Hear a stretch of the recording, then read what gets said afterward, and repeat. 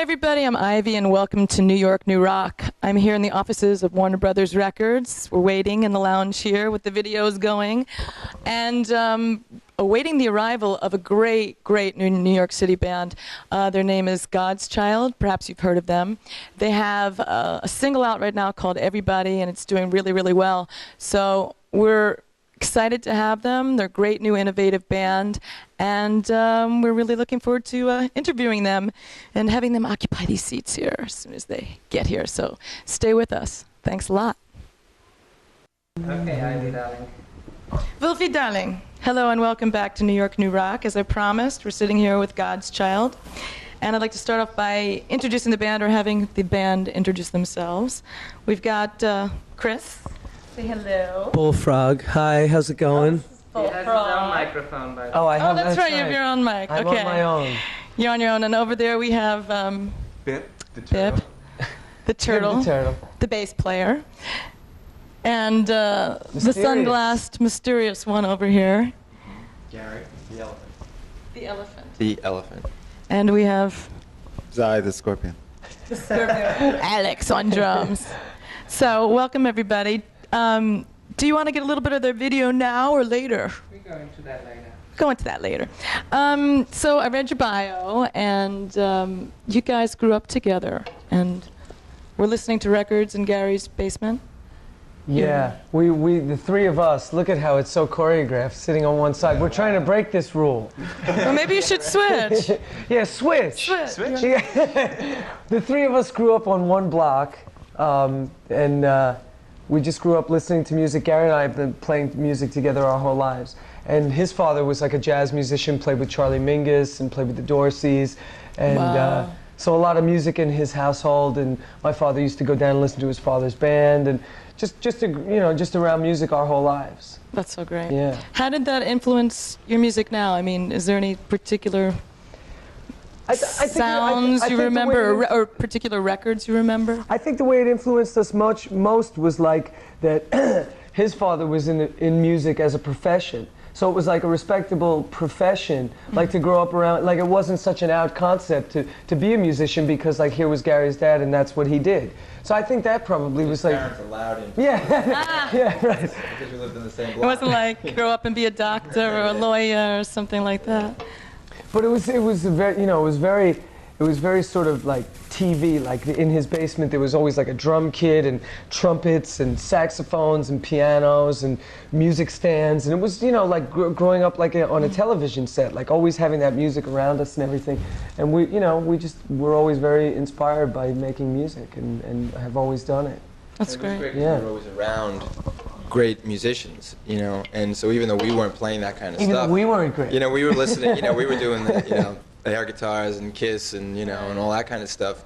We were, it would seep through, and we'd be hearing like these legendary jazz guys that we didn't even know who they were, but it just sort of had an impact after a while, What did your dad play? He was a drummer. Yeah. Cool. Mm-hmm. Yeah, he cut it like a record, this jazz improvisational dance record with Charlie Mingus, and did a lot of hip jazz things. He's cool. He's very. And what were like some of your favorite rock bands growing up?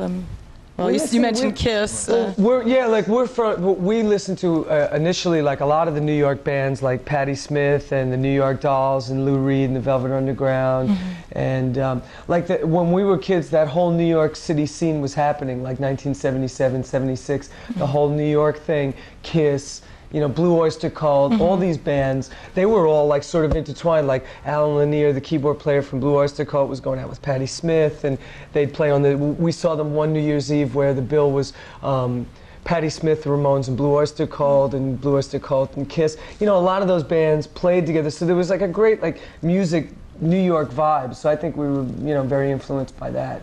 And influenced by the whole spirit of that. There was like the glam thing with Kiss, which was very like theatrical. Then there was Patti Smith, who was very poetic, and Lou Reed, who was very poetic and very dark and rock and roll. And I think our music, the music of God's Child, has those influences. I can definitely hear those influences with Yeah. the poetry and the drama and stuff. I mean, I saw Patti Smith years ago. I was like, wow, completely blown away. I saw her. She did this great poetry reading over the summertime in Central Park, and it was Really, really great. It was one of the best performances, forgetting music, poetry, whatever, just performance that I've ever seen. It was so great. I'm sorry she's not around more, aren't you? I know. I heard she was going to do like a show with Fred and do like a whole thing, but it never happened. I wish it would. And we actually play one. Yeah. We play a song called Dancing Barefoot. Yeah. Oh, cool. Yeah, we do it as an encore when we do an encore. We've never done an encore. This Saturday, if it's up to me, you will have an encore this Saturday because I'm a complete Patti Smith fan. We're prepared for it. Guys, you've been playing together for like all this time. What was like your first band? I mean, Wow. Hey, The Quarantines. The Quarantines. In fact, Steve Arendt. in fact, this song we're doing now, which is called Princess, the melody from it is actually a ripoff of the melody of the first song we ever wrote, which was called "I'd Like to Be Beside the Sea," it's actually. Just sing a little bit of that. Well, I really want to hear that. I'd like to be beside the sea, in a cozy corner, just you and me. We would be so happy together forever. Like very 12 years old. But then, so excellent, so I'd written this lyric. It was like this poem, and it was very dark. And I just started singing that melody, and I was like, this sounds great. And I was like, it's cool. And then I sang it to Gary. Princess, princess, what do we find? Leave all the women and babies behind. He was like, I'd like to be beside the sea. That's just so cool. I mean, how many bands can say they've grown up musically together? It's so excellent. It's pretty out. It's pretty out. Alex, when did you join the band? I joined the band August. August last year. It was August last year. They had a show that we had to do in Czechoslovakia, and they needed a drummer at last minute. And we talked on the phone like 2 or 3 times, and I actually met them at the airport. Like I walked on the way to Czechoslovakia. On the way to Czechoslovakia. I walked in and I walked into the airport, and then this guy walks up to me who was Chris, and he says, "Alex?" And I said, "Chris?" And then he said, "You're late. Come on." And that's how we met. But it was like the great thing for us was like we had been recording the stuff, and we really knew what we were doing in a record sense, but we hadn't put it over in a live sense. And when we went to Czechoslovakia, like Alex, coming out of like an R&B school of drumming, like immediately got the whole concept of rock chord changes, feel, groove, hip hop, R&B sensibility, groove wise. Like it had just immediately like made complete sense. And then we were lucky enough to be over in a foreign country. Like we were over there for like a month, playing all these weird clubs and just pulling up to clubs and saying, "Can we play bowl of soup?" And the great thing was we went through this whole like weird life experience of playing music under those conditions. What we did over there, by the time we got back, we were a band, and it would have taken us 2 years to accomplish what we accomplished over there in a month, just playing for new audiences. Some of the audiences didn't even speak English. To be thrown into that kind of situation, it was such a heavy like musical bonding thing of like, I don't know, do you know, what do you think? Like it was just like chaotic. So when we got home, it was like, my God, we've made it.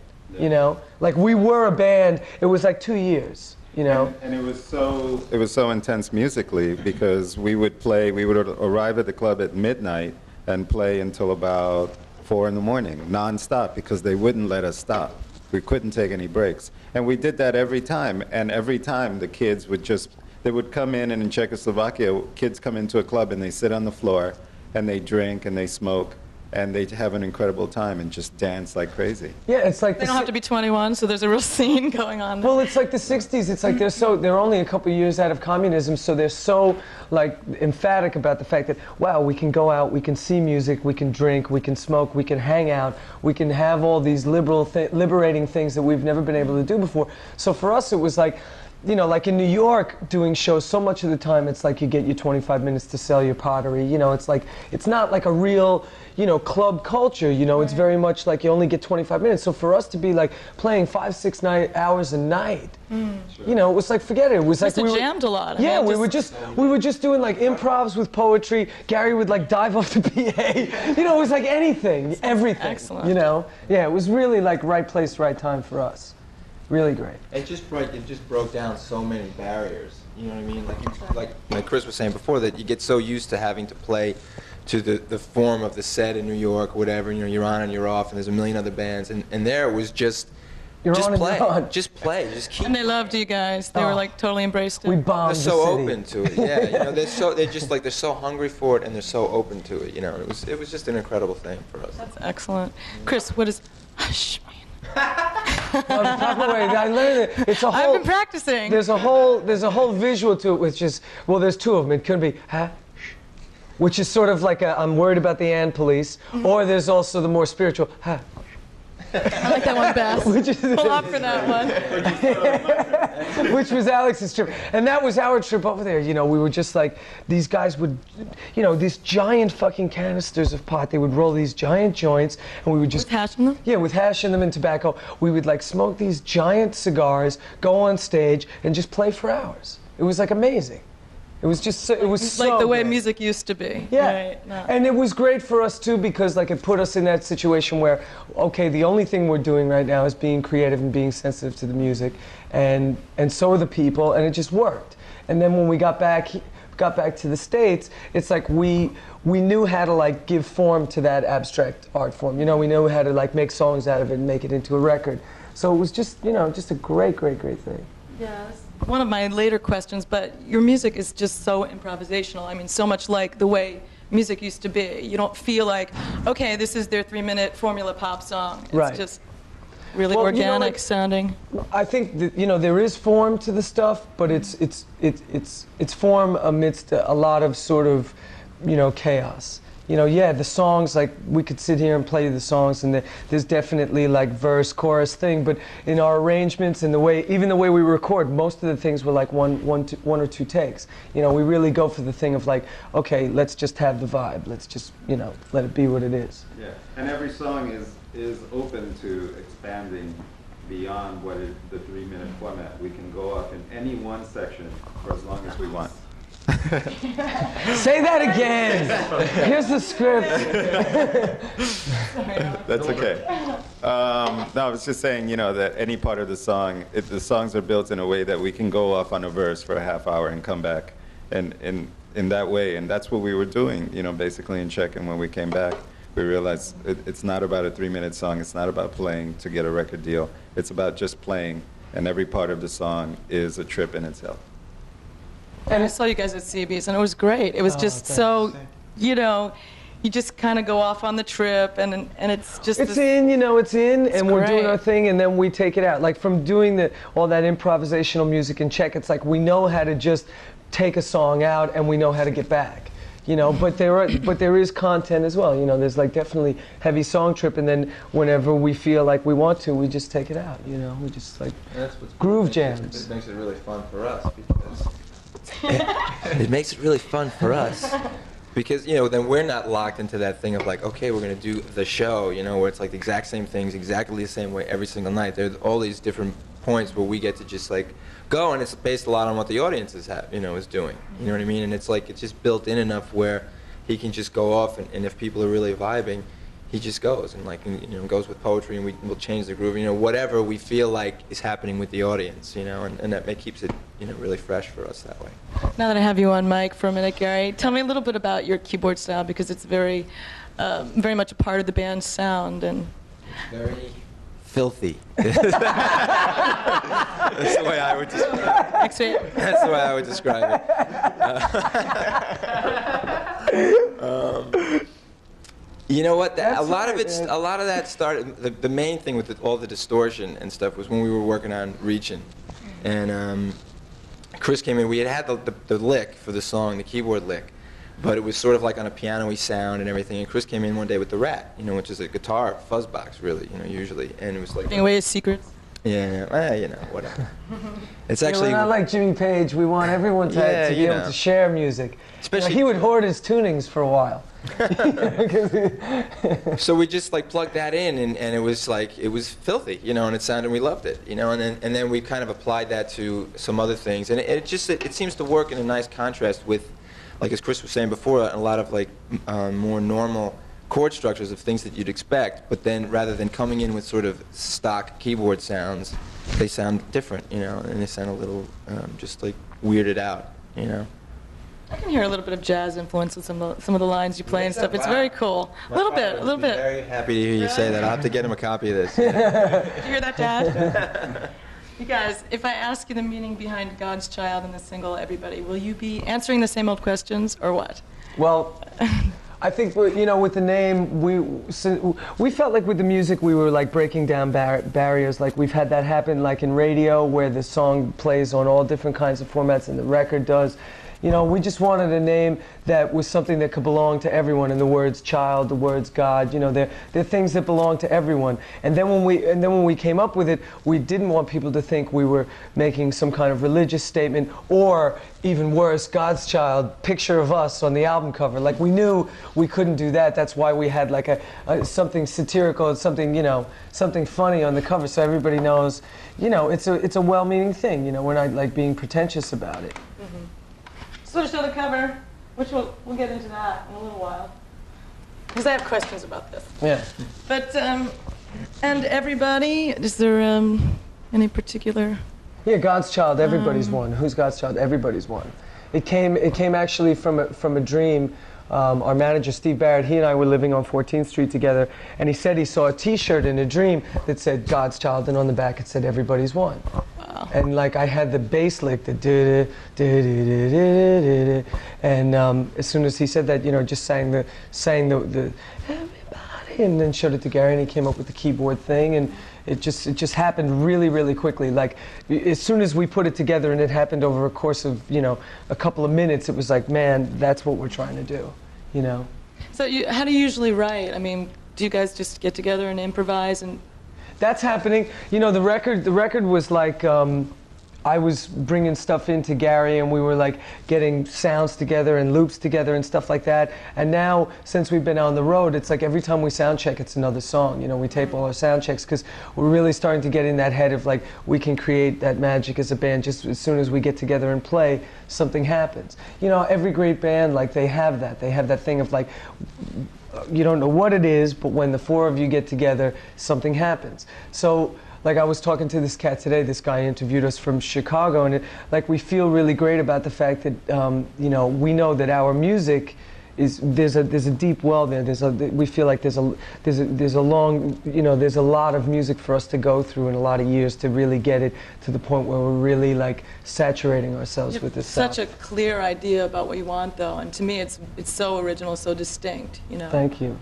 Yeah, I mean, we spent a lot of time, you know, we wanted to do something different. We didn't know what that meant, you know, and then when we started to get it right, which was, you know, tracking to loops and writing, you know, sort of the songwriting thing being kind of classic and then being more innovative and improvisational with the production tip, you know, that really, that's our trip. You know, it's always like a dichotomy, and that's what was great about Alex. Like, he immediately understood, like, if I play rock, you play hip-hop. If you play hip-hop, I'll play funk. You know, it's constantly that constant dichotomy happening at the same time. Conglomeration of different styles. But also the opposites. But it all works. Yeah. But also two opposite things, you know, like, okay, we have a sweet melody, let's like completely fuck it up and put mayonnaise all over it. You know, it's always that like, you know, that great meal where it's like I'm eating a tremendous amount of salt, and then I have the aperitif, which is really sweet, and the cigarette, and I'm done, you know. Excellent. So who's the main lyricist for the band? Yeah, I write the lyrics. And are they just very I mean, they sound so stream of consciousness to me. They just come out of jams or For mine's dreams more altered than ours. That's one of our.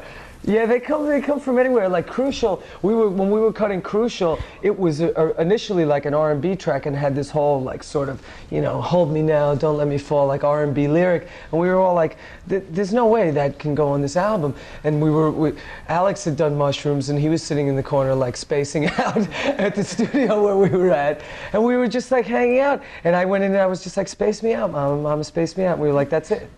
It just came out of the blue, because I was like, whose mama Well, do you want to space out? I was listening to Is there any it, I was particular like- mama you had? I was just like, I just feel like saying, space me out, mama. Mama, space me out. And Alex was like, I know, me too. That's my favorite song. Alex, you. I was plugged in. Yeah, you know, it comes from anything, everything, you know, it really does. What are those lyrics in between Crucial? I mean, there must be like so many people out there listening to this record going, what are they saying? What, the French girl? It's a French girl. Yeah, it's actually... She's the mama. part of that whole thing with Crucial was like, the whole thing with Crucial was like the thing wasn't working, and I had this tape of T-Rex in my bag, and I knew that there was this introduction, which I'd always thought that could be something cool, and I played it for Gary, and it was like this little girl who says, Donna La Folle, that T-Rex, which is Mad Donna by T-Rex, which is the song they go on to do. And the girl was like, you know, like 9 years old, 7 years old, really young. So we dropped, you know, Gary sampled it and then we played it down lower so the voice was lower. It's so You know, and weird. it sounds like, It's now so it sounds like an 18-year-old woman or a girl or something like that. And she's saying Donna is mad, you know, and then we're saying Space Me Out. So it's like this cosmic sort of conversation. Excellent. Yeah, and it's what weird. about the other voices, the like newscasting sort of? Where did that? Yeah, what did- that was what- like just another tape we had laying around of just some stuff. Was it anything political or? Not, you You're know, gonna be seeing people are at home going, "What does this mean? What's the meaning?" It's sort of It does- a private thing for us. That Yeah. We don't wish to divulge at this point. Gary It does- being mysterious. Yeah, the guy with the glasses will tell. It does mean something, but it's sort of something for, you know, between us, really. But No that- problem. it's You not can just keep your completely random. secrets. You don't have to tell us everything. You know, it's I more won't get about too the personal. sound, you know? The sound of it, it's like we always love that thing of like, you know, the record is a movie, you know, is a story, you know, it's a radio broadcast, it's all that stuff, you know? Do any of your songs come out of live performances, or you know, just Wolf, I mean, Wolf on the yeah. I mean now like all the sound checks, but Wolf which was on the record. I think came from like wanting to do a live version of Watching the Dog Stars, you know, which is the last track on the record, you know. And when we got signed to the label, that was the first song we had on the tape. So automatically it was like saying, we're doing something weird here and different if you can dig it. And then when we wanted to do the album, it was like, okay, we want to say that same thing, but we want to say it with muscle. And then we did like a live version of it. And when I tried to say a bridge back to Gentle Thoughts over like a motorcycle, you know, it didn't work. So then we just put other words on it, and it really came out really nice. And now we have songs like Atlanta. Yeah, yeah. Yeah, which Atlanta was actually the first thing we wrote together. The first gig we did, we went right after we did the record. We went down to Atlanta. We played this place, the Dark Horse Tavern, and we were just like, let's just jam, you know. And we We've been just listening to the Beastie Boys. yeah, on the way down. And so we were influenced. No, when we got there at soundcheck, they had the Beastie Boys. Oh, that's on. right, yeah. And we were influenced by that at soundcheck, and we said, let's just play whatever when we go on stage. And Bip had this bass line because he'd been listening to the Beastie Boys. He was influenced by it. And then I just played a drum beat, and what came out was the song Atlanta. Which we recorded when we got back. Then we recorded it, and it's really ripping. It's like, you know, probably the most out thing we've recorded. And it was we recorded it because we were gonna put it on the record, but it was so out and so. maybe for the next one. Yeah, or like a B-side, or you know, like we're thinking about doing this CD with doing some acoustic, because we're doing this trip. Can I mention that Live at 5 thing? Oh, please do. Yeah, we're playing with Scott Muni Live at 5, which is this NEW show where we're doing Silver Sky Pilot and Everybody's One and Stone Horses acoustically. And that's like another side of God's Child where we love to do that kind of like Velvet Underground-y, pushy, like acoustic stuff. And like it's a great sound. I've never seen you guys acoustic. It's out, man. It's so different because like Alex is like playing like Mo Tucker, where he's like playing like brushes, backhanded, but with power. And Gary's playing the weird distortion, and Bip's playing rhythm guitar on a distorted bass and an acoustic guitar. So it's really like kind of weird. And we love the way it sounds. So we were thinking of maybe doing, you know, like a couple acoustic covers and putting Atlanta on it, and you know, doing like a thing like that, you know, something like that, putting something like that out as well. It's nice to see you guys acoustic. Yeah. So let me ask you a little bit about your deal. How did you hook up with Quest? You're in Quest, which is part of Warner Brothers. How did that come about? Did you have to showcase for them? It was very, you know, like as soon as we got back from Czechoslovakia, Yeah. we as a band were like, we've made it. You know, like we were so into ourselves from the creative experience of playing. And before we left, we had finished recording, you know, like we had finished that morning mixing Reachin' and Slide and Watching the Dog Stars and 14th Street. We got on a plane, we gave the tape to Alex. We met Alex, learned the stuff, played it out live. We're like, yes, this is it. Got back, did one gig at Irving Plaza. We did a gig at Irving Plaza, like the buzz was heavy in the city, and then like Quest called us and flew us out to LA, and we met. The groove with Quest was like, because it was, our thing was like, we're making an independent record. You know, we're like making our own record, we're producing it ourselves. And Do you consider Quest an indie, even though it's part of Warner Brothers? I mean, how? you know, like, well, we do. Did you have any idea when you were looking, when you wanted a deal? You know, some people just want to go indie. I mean, Well, our criteria was like, the only thing we know how to do is make this record ourselves. So that's the only thing we care about. And like when they were into what we were doing. And they had no problem with you producing well, it Hugo, yourself? who signed us, was the drummer in Gang of Four. You know, so Hugo was like, totally, man, I wouldn't want to redo these. They're great. They should be the record. Then we had to meet Quincy Jones. He's another musician. Like, we explained to him what we were doing musically, that we were making like a rap record, but then we were doing rock tunes over it. And he was really, you know, he was really into the whole concept of what we were doing, and he heard everybody's one reaching and really dug it. So he was like, go. You know, and that's like unheard of for like a new band to produce their own thing. Exactly. But for us, it was like, if we don't, then we won't sign, because we know how to make this record, and we're going to finish making this record. So many bands get messed up by producers too. It's like, man. you know, they have a sound, and they're like, oh, we got to get this name producer in here because it's going to give credibility to the product. Yeah, man. I mean, everything, it's always up to the artist. Like, nobody knows what you want to do better than you. And we had that great opportunity to like see the vision through and do our thing. It was really, really great. So yeah, it is an independent in that sense, that they let us just do our trip. So you've been happy with Quest up to this point? Well, we were really happy with making the record, and yeah, we've been very happy with them. I mean, they've been Plus, since it is part of Warner Brothers, you know, we're getting the you know, all the experience in the cloud of Warner Brothers at the same time. You know, yeah. So it's really and they've been great. a perfect situation for us. You know, it's worked. Did you hear that? Yeah. They just gave us some sandwiches too. That was great. It's the first time we ate in a week. So yeah, it's been really great. You know, it's been a great situation. And again, the big thing about Quest was they were in for the long haul. You know, it's like it was a 2-album guarantee. You know, so we knew right before we, you know, even if we were halfway done with the first record, we knew there was a second record, regardless of how successful or not the first one was. You know what I mean? That's so rare with a major label. Very rare. I mean, You know. Yeah, so like you were saying, it is that sort of indie trip, you know, where they're very committed to us, and they really understand what we're doing, and it was great for us because it was like we were like the priority for Quest, you know. So it was like signing with a small label, and then you get the trip of, like Gary was saying, you get all the muscle of Warner Brothers getting into it. But that wasn't a guarantee.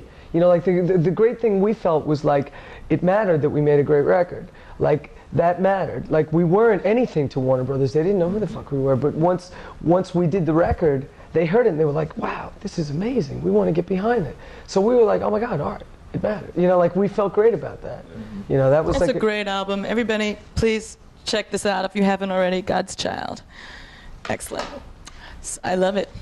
So That's great. Stevie's very much a part of the band. I Where mean, it's not is just Stevie? it's Stevie's their manager, and he's a great guy. Expected him to walk in. I know, me too.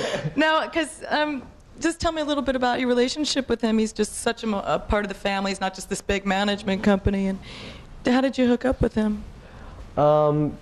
He actually was working for HMV, the music store. He came over from England, and that's in English. That's like his master's voice, English record, English owned, you know, part of Virgin and all that. And my sister is a freelance artist, and she was doing like windows for him at the store, and she told him about me and Gary, and he came down to see us at Danceteria and like freaked, really loved it, and we started working together.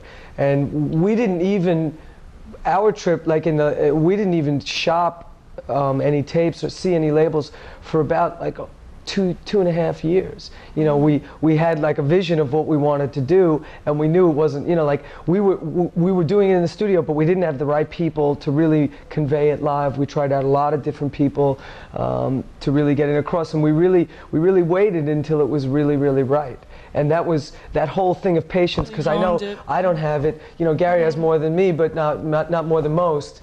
You know, and like so he was really big in architecting the thing of like what we're doing is right, and like let's wait till it is right. You know, so it was, you know, everybody rushing needs, out before you're ready, before you've really developed your all your artists sound. need that support, you know, because we're all like crazy into the thing, and you know, it was great to have somebody there who was supportive, but also had that exterior view of like, you know, it's great, but let's really make it great, you know. Plus, he had a promise to keep. 2 years. Yeah, right. He had a promise to That's keep right. 2 years. Yeah, he said 2 years we'll have a giant record deal, and he did. And we did. With what, 2 months left? yeah, with 2 months Where's left. Stevie? We're on nickels and dimes at this point. I gave him 30 nickels last night so he could get cigarettes and back in tonight. So we can't see him right now. Go out and buy this album, okay? We don't want these guys to go hungry. Robbie Adams helped mix your album. He worked on U2's Zeropa. Do you think were you happy with his work? Yeah. Do you feel that it had what kind of influence do you think it had on the album's sound? Well, it was just great because when we were in Czech, the two things we were listening to were like our demos, which we had finished, and Zeropa, which had just come out, and they were very similar, like in a production sense of like lots of layering for groove, lots of groove layering, you know. So you felt he was the right person? Well, our trip was like, we're going to produce it, so they were like, well, okay, well, we want to bring in a top 10 mixer. So we were like, Robbie. And Robbie got the tape, and because we didn't want to have like somebody who was heavily associated with any other band. Like he did the U2 record, but that was the first time he'd done it, like he'd done some engineering. That was the first time he'd actually mixed anything. So it wasn't like we were grabbing like Flood or, you know, Daniel Lenoir or somebody who's heavily associated with U2. Have their own particular sound too. Yeah, like he came in and totally was enamored by like this New York thing that we have, and he really, you know, in Crucial, he got some really, really beautiful sounds. You know, he really understood what we were doing, and we were all very, very happy with his. Now you trip. mentioned New York sound. You were talking about, you know, Patti Smith and all that stuff. You're talking about an older New York sound. I mean, how do you feel about the local music scene now? Do you feel there's any scene happening now, or do you feel that it's supportive of new artists? I think it's when I say New York sound, it's like the sound that we hear is the sound of like a club sound, you know. So what we have is like the New York, maybe the late '70s rock sound, but then we also have the sound of being in a nightclub. And the record has the sound of being in a nightclub. Or the sound of walking down 42nd Street in the middle of the night. Yeah. You know, it's the sound of the street, it's the sound of the clubs, it's the sound of the people, and everything in it. You know, New York sound is not just the bands, it's everything. It's television, New York television, New York radio, New York everything, New York culture. And that's what we wanted to get out of the record. And fortunately, you know, in a freak way, Robbie Adams came in and mixed the record exactly that way. Yeah. Well, because he had that outside, you know, he's an Irish cat, and he was like really into what, you know, he really understood it for what it was, and really sort of was like, I'm going to take this lo-fi and give it some hi-fi, you know, and that was the great thing that happened, you know. Because, I mean, we did some weird things. Like, we took 8-track demos and blew them onto 24 tracks and mixed. You know, added some maracas and live drums, and you know, like our process of making the record was very out. It was very much like something that if you had like a pro cat come in, he'd be like, you can't do that. It's gonna sound like shit. Well, yeah, right. So he gave you a lot of leeway. One of the first things Robbie said when he got the tape, and he was the only guy we even considered, you know, unless he had turned it down. But when he got the tape, he said, you know, no rules and no boundaries, which is what he loved about it, you know, because it came to him as like, that, you know, they're not following any kind of like specific formula, and you have to do that, and you know, and staying within this little box, you know, and he's really into that kind of thing and being expressive. Sounds great on the album. Yeah, great. So good, sounds, yeah. Really. Great job. We were really happy with it. Yeah. And look forward to working again with him. Yeah, soon. I think it's going to be great to make the next record because he wasn't in on the engineering part of the record, and like it'll be great to have that camaraderie through a whole project, you know, that vision through the whole thing instead of just coming in and mixing what we put on tape. I think we're going to make, you know, it'll be great to make a record with him the whole way. I asked about the New York City club scene because this is New York New Rock, and a lot of people don't feel that it's a real supportive, great environment for new bands or for, you know, breaking bands, and I was just curious about your thoughts on that. Or, you know, you guys have been touring for a couple months now, or yeah. What other cities have you been to that you feel there's a real scene going on? Or Chicago's a great city. Mm-hmm. You know, they seem supportive. You know, it's weird. It's like New York has a lot of opportunity, but it's an economic thing where it's, you know, like we made this record the way we did because of economics. We couldn't afford to have a band. You know, we couldn't afford to go into 24 track. Like, and that's how all the things happen. It's like, you know, In Search of Manny, like that was done like in the Luscious record, like in our studio.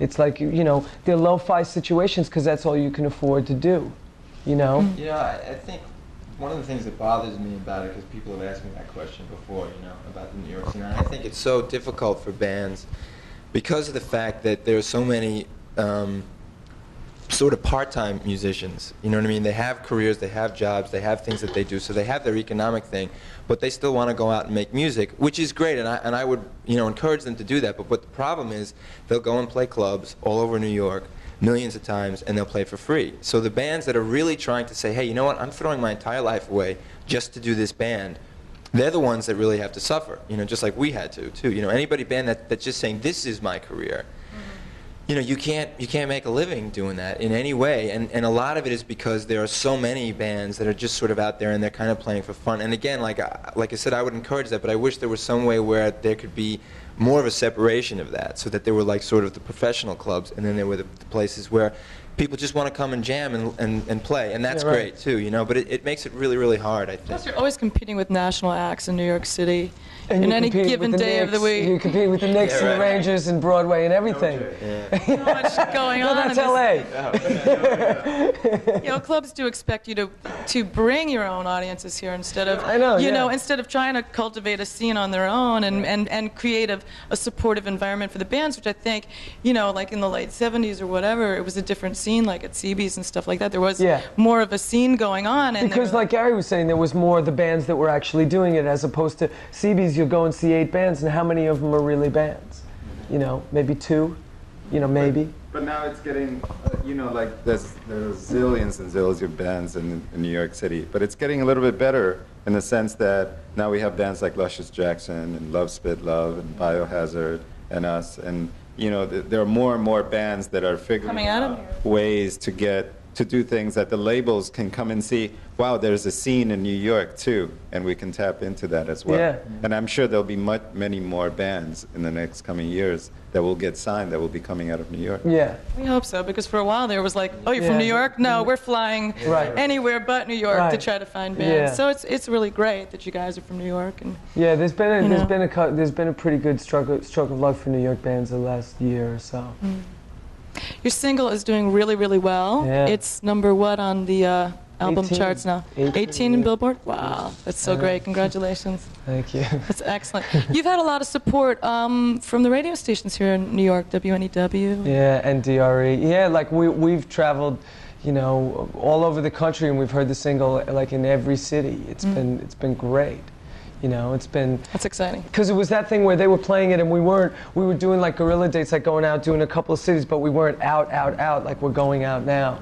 Like we're leaving on Tuesday and we're out for like 65 dates.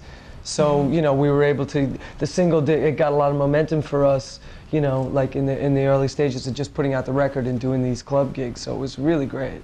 Cool. Yeah. So what activities do you think are best suited for listening to your album?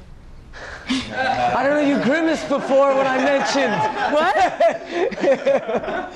I grimaced?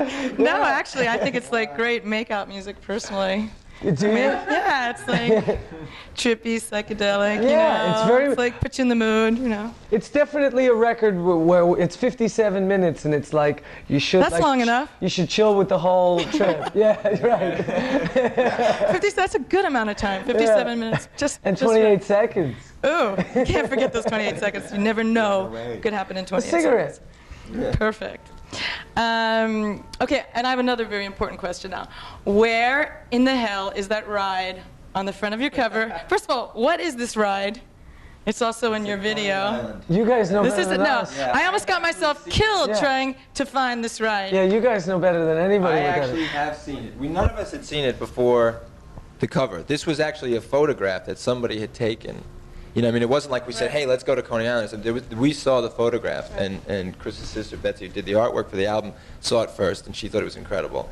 And it kind of just passed along, and everybody that saw it, we all were like, that's it. This could have been the death of me, this ride. What is the name of this? It's like it's the trippy worm. It's the trippy worm. Right. Afterwards, I did go to Coney Island, and it's really hard to find because it's a very little kids ride. You know, it's like for 5-year-olds, and it's kind of tiny, and it doesn't look like this because I was looking at it going, it can't be it. You know, but it is there. It's definitely there. It's very cool. And it was just that trip of like you know, with a name like God's Child, we couldn't put ourselves on the cover. people would be like, oh, please, you Yeah. know. You go. And we just wanted to, you know, when she brought in the photograph, we all like started laughing. And anytime we do that, we know it's right. Like the end of Wolf, when the tape runs out and it goes, and he started laughing. It was like, okay, it's on. You know, anytime we can make ourselves laugh, we know it's the right vibe. Well, actually, You know? like at the end of the video, which I don't know whether you've shown or not, but at the We are end, going to show your video. I also saw your video in the box. Yeah? That, Yeah, I saw great. it. It's great. You guys have the better cut though. They just showed I think the performance video. There's like a whole like video with also conceptual stuff in it too. That's really. We're going to show it. Yeah. Definitely. It's excellent. And we've got the worm, the little child's worm. Yeah, he appears in the video, and we just did Conan, and Conan put the. Oh, you guys, congratulations. They Yeah. just made their national television debut on the Conan O'Brien show Yeah. on Monday night. How was that? That was great. You guys were great. Yeah. That's- It was great. It was like a gig, you know. It was a small little stage. It was very like that movie, like Quiz Show, because it was very like 50s, you know, 50s like wooden chairs, Catholic school, very weird, like small He's a weird, TV he's studio. a weird guy. Time clock running. Yeah.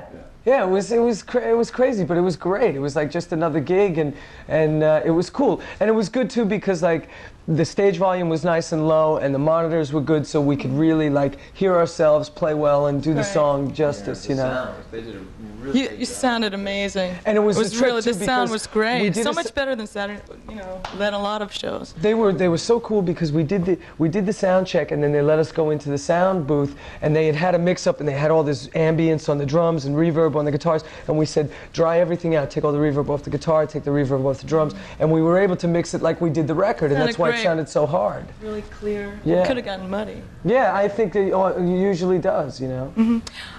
Plans for another video Yeah. coming up? Stone Horses is our new single, so I think we're going to use. I guess I shouldn't say because we don't know yet, but we've got our own idea of what it should be. We want to do like a black and white psychedelic video, you know, like something weird. Cool. Yeah. Great. So they're gonna, Surprise, yeah. and so that'll come along with promoting your second single. What's that? The video. Yeah. I mean, we may shoot it this weekend. They're still putting together like the bullshit of like getting the guy in and all that stuff. So if it works out, we're going to do it this weekend, which we'd like to because we split on Tuesday and then we're out, so we don't have to miss any Now dates. you're going out again, and for how long did you say? I'm sorry. 65 days. 65 dates. Wow. Are you going to be playing with anyone, or is it just yourselves? Yeah. Any other bands? Seed. We're going out with Seed. We're going to be touring with Seed and Michael Pitek. If he's coming, I don't know if he is. I think he might. He might join do us, some but of the it's dates, definitely going yeah. to be Seed. Any like festivals or big concerts or?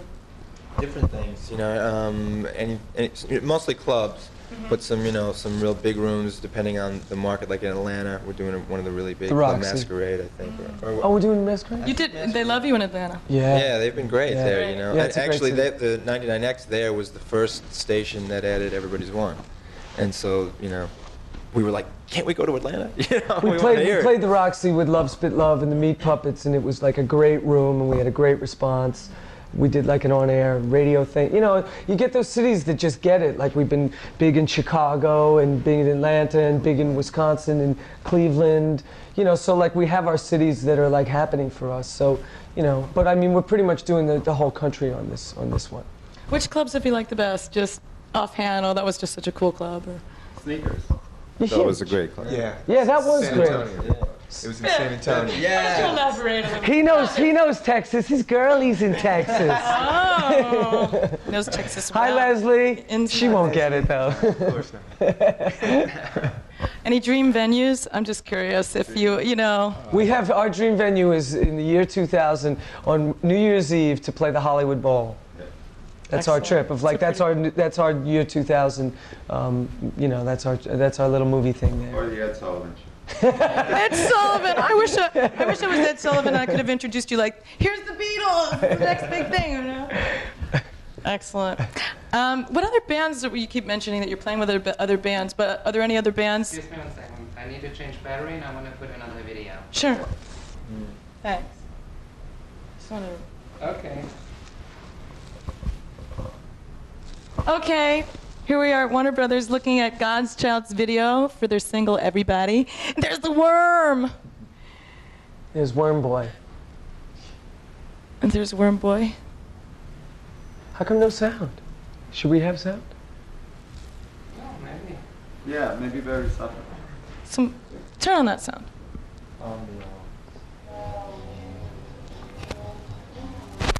Much better sound. Yeah. There's Chris. Excellent. You want to elaborate on how you made this, or should we just watch it for a minute? Well, let's tell them how. Well, we have made the set to look like a small club because we had the memories of how we played in Czech in these really small clubs. So we wanted to look like CBGB's in the sense that the walls are dirty and it's like any club in the U.S. And we just wanted it to be mainly a performance video, back and forth with really surreal colors and just the band playing. Very trashy. It's great. It's great.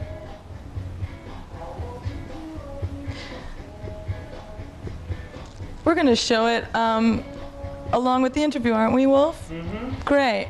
So I'm going to continue my questions while we listen. Okay. What other bands out there right now are you guys into? Any particular bands that you're really fond of? It was such a drag with Nirvana, like we all felt that was a band that really that knew how to write songs, knew how to groove, had something to say. I mean, even though it was a depressing reflection on society, his songs, and our thing is more on a positive tip, it was still very real, and they were like a great band and a great loss to pop music. That was definitely a band that, was able to play a couple of different pockets and really be good in all of them. And, we listened to their record, their records a lot when we were on the road. It's that thing of like, looking forward to what they're gonna do next. It's like, remember when Lennon was shot, that because Double Fantasy had just come out, and there was all that thing. In fact, I remember Scott Muni talking about it a lot. That the thing of the disappointment. And obviously, the human being and everything, but in the fact that he was doing such great music, and it was like, wow, I wonder what he was going to do next, and that's like sort of what was the thing with Kurt and the band, It's like, from a selfish point of view, it's that we're missing whatever would have come next, and that's. I agree. Yeah. I mean, they were a great band. I mean, I think we're proud of the New York City records that have come out. The Luscious record our friend Tony produced. Tony, brother. I love that album. I have been listening to that album I just all saw him week. last night, I'm and so into Robert that. Aaron, who we plays, love you, Luscious. And we love you, Robert. Robert Aaron, the cat who plays horn on City Song. Like he went with us to Czechoslovakia, and he's actually his band Ash Negative Research Cabaret is gonna warm up for us at Irving, and then he's probably gonna come up and do a tune with us. So that record and the Beasties. I mean, we still consider them a New York band.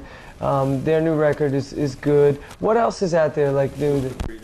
The Breeders record. The Breeders. That was like a Boston trip. Yeah. That was good. What else would be? I mean, we're listening right now. We're like in the the Verve record. That's like an English band. I mean, we're listening to like in the van like a lot of jazz and Miles and Coltrane and stuff like that because that's great road music. Jerky Boys, yeah. Pablo. There's one thing, the very first thing on the Jerky Boys record, if you've heard it, is this old woman talking to some guy, and he has no idea who it is, and she's calling him up, and she's saying, Pablo, please come home. This is your mother. Are you washing your ass? You bastard. You gotta hear it. It's very funny. Yeah, so you gotta get like the comedy records and Mix it up, you gotta keep mix it up all the time, or else we'll go insane. So we listen to a lot of stuff. we listen to Elvis a lot. Oh, Elvis in Vegas, Tom Jones. Yeah, we had our Tom Jones. It took us about 6 days to get our top 10. Top 10. What was it? Albums? Yeah. But you couldn't like repeat artists. See, this is the kind of daft shit you do when you're in a van with 7 people. It's very romantic. What's your top 10 list if you were stranded on a desert island and you felt worse than you feel right now? You know what I mean? So you guys are bugging out. Yeah, we were bugging hard. Get them a big. You need a bus. You need a bigger. Yeah, right. It happened. You pick your shoes. Oh my God, that's so And the best thing about the top 10 was that it ended up being this. Steve was very proud of this because it proved that it was very democratic. Steve, our manager, because Achtung Baby came out as the #1 album, and actually none of the 4 of us, we all had it like in our top 3, but none of us had actually voted for it as the top album. But since it's got so many votes, it actually won as the top 10 album. Yeah, we had like a whole trip of like you get 4 votes if it's 8 votes. It was horrible. What else did you do in the band? What else is going on in that band? Each of us were holding our own eye at the end of it. You know, it was like just horrible. It was a horrible You experience. have like 8, 9, 12-hour rides. Oh yeah, it was like it was totally horrible. So Yeah, frightening. that and Okay, time to take your clothes off. We're competing with Channel 35. Are you gonna take yours? No, I was hoping you guys would lead Remember you. that gig we It'll be did? like Robin Bird of rock and roll here. On a serious note, your lyrics, and we were just talking about Nirvana and the message, and your message is a lot, is very positive in this age of depression and cynicism and Prozac. But your lyrics are really zen. We can't separate ourselves from ourselves. Right. Are there any particular philosophies or religions, causes? I mean, any particular thing you follow that just Respect, respect. That's like our trip. It's just the whole human trip, and just trying to be, trying to just be as cool as you can, and respect other human beings, because that's what we all are. I mean, we still talk. It's a positive. There's a positive message there, but it doesn't forget the fact that we're all living in a hardened world, and there's a lot to deal with. But it's like, hey man, what about this also? Because there has been for the past couple of years, almost like this, the whole like aggressive, neurotic mentality has just become pop. Like that's, angry. Yeah, just the whole anger trip is like, like I've had it, man. Like give me something else. And that was part of the impetus for doing the record, and it was something that we thought about. It was just like, I mean, we have tons of muscle, but there's a sweet heart, too. So it's like, it's both. Excellent. Yeah. As far as new material, like, are you writing on the road? I mean, you're writing on stage. I mean, yeah. what's going on? Is that difficult to write while you're touring so much? Because you've just been touring nonstop since I mean, the album came out. Yeah, I mean, I haven't been able to like sit down and do the romantic, like I'm writing a song and I'm doing that. But as a band, we've been able to write on stage, and we've been able to write in sound checks, and we're playing like 4 new tunes in the set, so that's almost 40% of what the live show is. And we have like the new album conceptualized. We're already talking about what we want to do. I wanted to ask you about the new album, because sometimes writing and performing are just 2 different heads. Yeah, they are. And here you are, going on interviews and just so busy. It's hard to be introspective. We're really in our music. We really spend a lot of time hanging out, talking about what we want to do. I think we're starting to intimate what we're going to do on the next record now. Like we're doing a song called Electric Church, which we want to make the next record, and it's got kind of a a stack of Bibles type of trip, and we want to get we're just talking about it, and we're talking about it and doing it at the same time. So it's happening. We're in the music. We have that luxury of being in the music. That's great. The Stone Horses, the next single, was born out of our trip to Czechoslovakia. Chris wrote it while we were there. And he came back and he played it for us, and it is what it is today.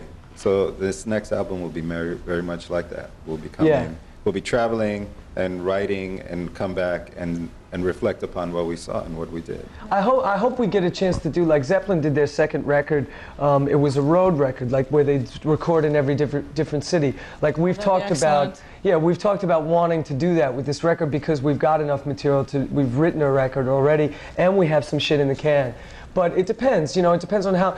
Our thing is like we really believe in this record, and we really want the message to get out and for people to get into it. And once that's happened, then we'll get on to the next record. So, we're not really thinking about recording yet, but we're definitely thinking about what we're doing and how it's evolving for us. Is it going to be a similar trip to everybody? The next album, you think pretty similar? I think. Yeah, sound-wise, music. My own personal feeling about it is it's like, I don't know. It's like, to me, it's always just a constant work in progress and a growth thing. It's not like a specific, like whatever comes out, comes out. As the songwriter and stuff of like what I want it to be. But he's also so open to it that it's just like, you know what I mean? It's just like stuff happens, and we're going to be on the road for, probably most of the next year. And like Alex was saying, so much is going to influence it. So like, what's the second record going to sound like? I don't know. And we also want to. We have a couple of things like we'd like to do like like I said before, the acoustic trip with Tony Visconti, and bring in like string sections and do like an EP like that. And whether or not that'll be on the second record or if it'll be something in between, you know, and then there's the heavy R&B tip that we were on with the first record with Crucial and Slide, that there's, you know, there's like Measure of Love and there's Atlanta and a couple of tunes that are more on that tip. So, you know, like once we get in it, like we had that thing of like, okay, we know what the elements are, like what do we want to say? You know, like we'll drive it once we're in it, you know. But we have a lot of stuff, so we, you know, we'll see. I'm looking forward to it. Might be 3 albums by the time it's one, you know. The way you guys write, if you're constantly just jamming out. Yeah. It'll be God's Child 2 years from now. Yeah. Unless we get something out, you know, sooner. Yeah. It'll Okay. God's Child 2 years from now in a year.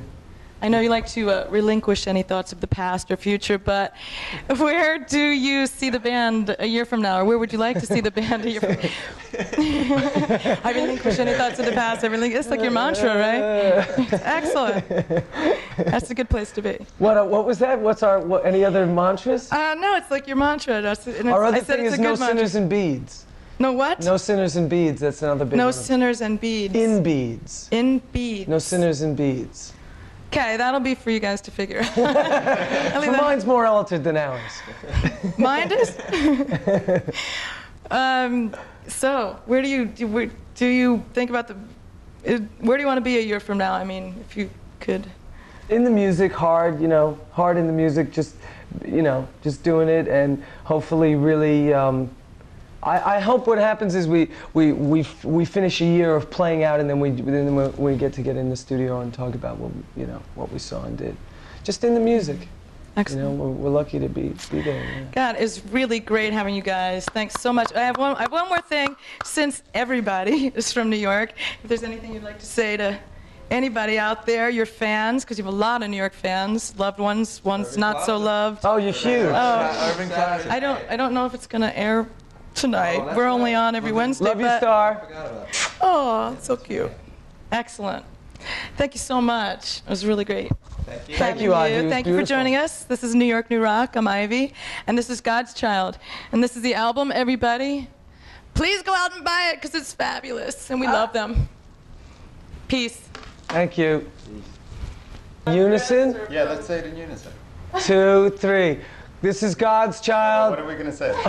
This is God's Child on New Rock. New York, New Rock. Oh, New York. Okay. This is God's Child, you're watching New York, New Rock. 3, 4. This is God's Child. You're watching New York, New Rock. Okay, one more time with an Italian accent. This is God's Child. You're watching New York, New Rock. A little-